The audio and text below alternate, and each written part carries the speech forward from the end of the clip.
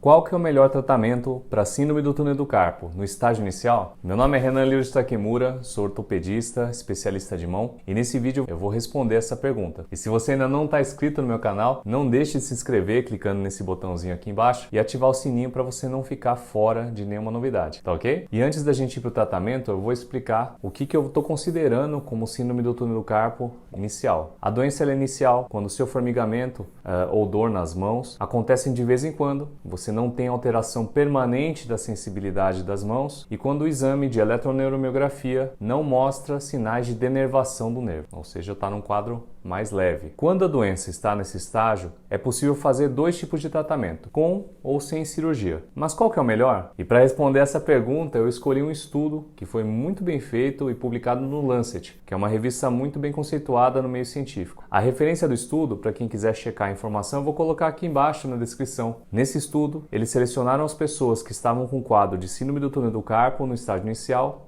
e dividiram em dois grupos. Um grupo passou por cirurgia, sem fazer nenhum outro tipo de tratamento anterior, e outro passou por tratamento não cirúrgico. Esse tratamento não cirúrgico consistia de 6 sessões de terapia de mão, que incluía exercícios de alongamento, deslizamento de nervo, deslizamento de tendões, medicamento e imobilização noturna por 6 semanas. Se eles melhorassem, continuariam dormindo com a imobilização e fazendo os exercícios em casa 2 a 3 vezes por semana. E se não melhorassem, recebiam um tratamento adicional com ultrassom no punho por mais 6 semanas, completando então 3 meses de tratamento. E se não melhorassem, eles podiam ser submetidos à cirurgia. Os grupos cirúrgico e não cirúrgico foram comparados após 6 meses e após 1 ano. E para avaliar o resultado do tratamento, foi usado um questionário que avaliava tanto a função quanto os sintomas da mão. E o resultado é que tanto o tratamento com cirurgia quanto sem cirurgia melhorou a função e os sintomas da mão passados 6 meses e 1 ano. Mas o resultado de melhora foi bem maior nos pacientes operados. Após 6 meses, uma média de 65% das pessoas que operaram tiveram uma boa melhora da função da mão, em comparação com 31% das pessoas não operadas. Quando avaliamos a parte de sintomas,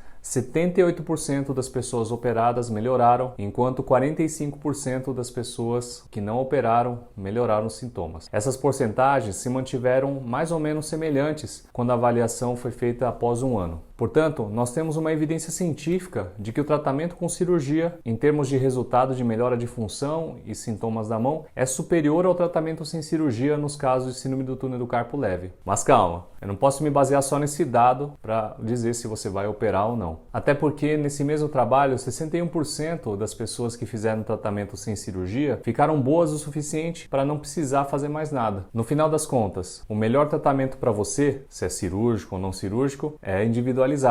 Ou seja, eu preciso te avaliar e decidir em conjunto contigo qual que é o melhor caminho para você tomar. Se você tem urgência de melhorar os sintomas, quer melhorar o mais rápido possível, não importa o que tenha que fazer, aí a melhor solução para você é a cirurgia.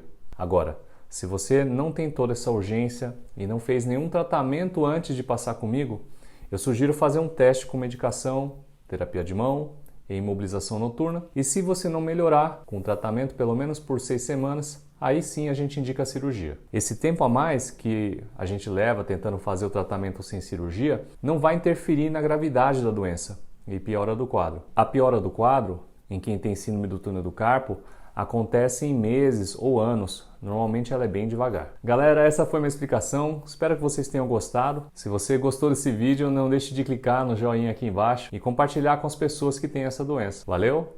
Um abraço.